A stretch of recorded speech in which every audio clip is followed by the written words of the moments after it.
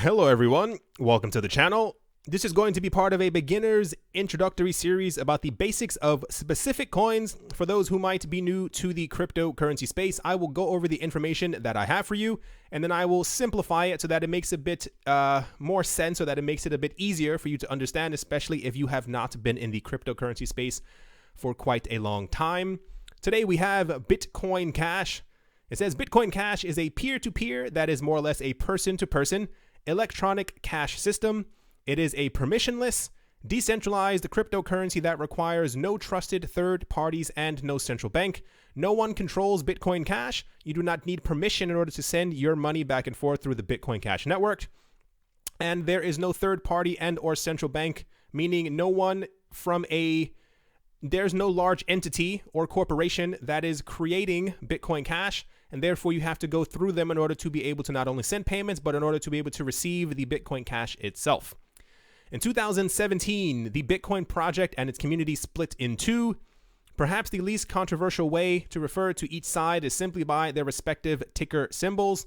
We have BTC for the original Bitcoin and BCH for what is known as Bitcoin Cash.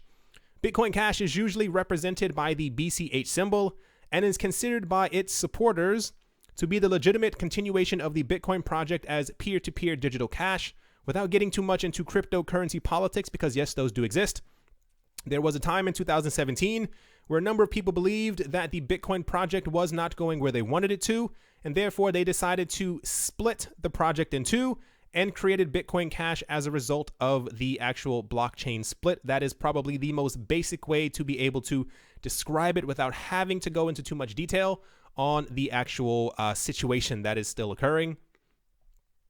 Much like Bitcoin, Bitcoin Cash also runs on something called a blockchain, which in its simplified form is a record of all transactions on the network that can be viewed by anyone. What's important is that these transactions are not linked to your face, they're not linked to your identity, and therefore they are pseudo-anonymous in that you can send money back and forth through the network without any other person telling you that you cannot do so, or that you cannot have access to your money or do with what your money that you so please. And this is part of the beauty of the cryptocurrency space. In mid-July 2017, mining pools, I'm going to explain all this, I promise, and simplify it. Mining pools and companies representing roughly 80 to 90% of Bitcoin computing power voted to incorporate a technology known as segregated witness, usually called SegWit2x.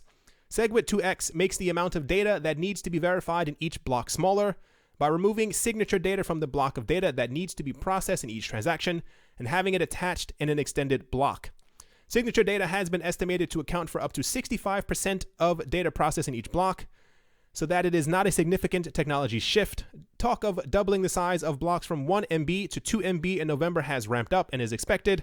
This would also in some ways improve Bitcoin scalability. In mid-October, Bitcoin scientists from Bitcoin Unlimited revealed they had mined the first 1 GB block, 1,000 times bigger than the normal size. Like I said, to simplify all of this in its simplest form as to why we actually have Bitcoin Cash and therefore what Bitcoin Cash is.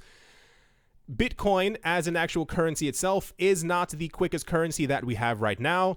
And as such, it was believed that by separating the network into two, we would have Bitcoin Cash, and that Bitcoin Cash would then be able to be quicker. This is exactly what all of this says.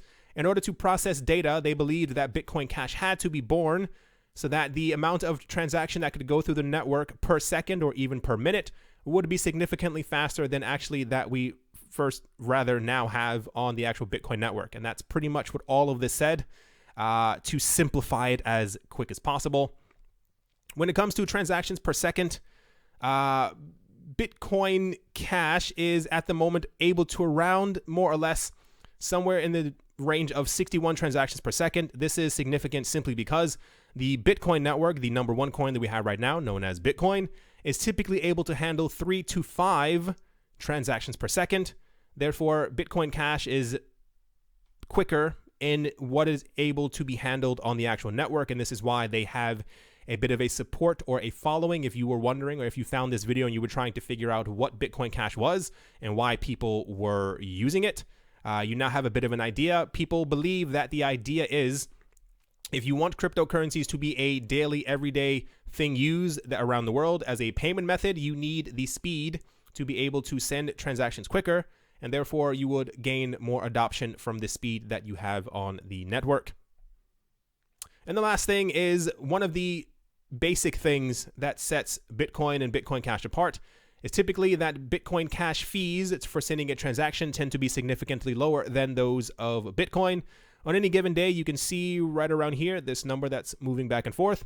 This is the amount of fee that you are paying typically in US dollars for a transaction to be sent on the network, spiking at around the highest of around 90 cents to send a transaction. And this was around the same exact time that the original Bitcoin, just called BTC, actually had transaction fees of anywhere from $20 to around $30. So 90 cents in comparison was extremely affordable.